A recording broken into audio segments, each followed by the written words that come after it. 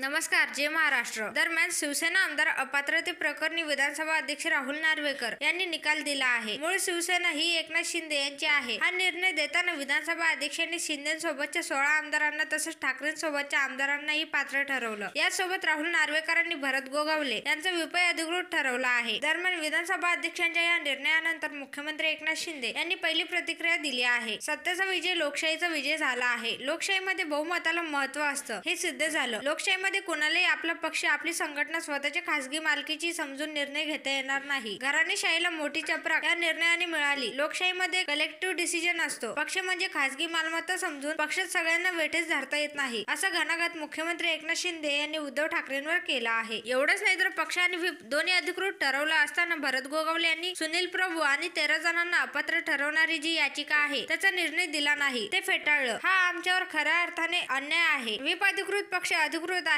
संपूर्ण निकाल तपासून कायदे तज्ञांशी चर्चा करून पुढील निर्णय घेऊ असं सूचक विधानही मुख्यमंत्र्यांनी केलं. दरम्यान निकाल त्यांच्या बाजूने लागतो तेव्हा संस्था चांगली, निकाल विरोधात लागतो तेव्हा संस्था वाईट असते. निवडणूक आयोगाला चुना आयोग म्हणाले, आजही चोरांचे सरदार म्हणाले. सुप्रीम कोर्टालाही सल्ले द्यायचं काम त्यांनी केलं आहे. कायदा आणि घटनेपेक्षा स्वतःला मोठे समजतात. त्यांच्याकडून काय अपेक्षा करायच्या? स्वतःची प्रॉपर्टी समजून पक्ष चालवता येणार नाही असा टोलाही मुख्यमंत्र्यांनी लगावला आहे.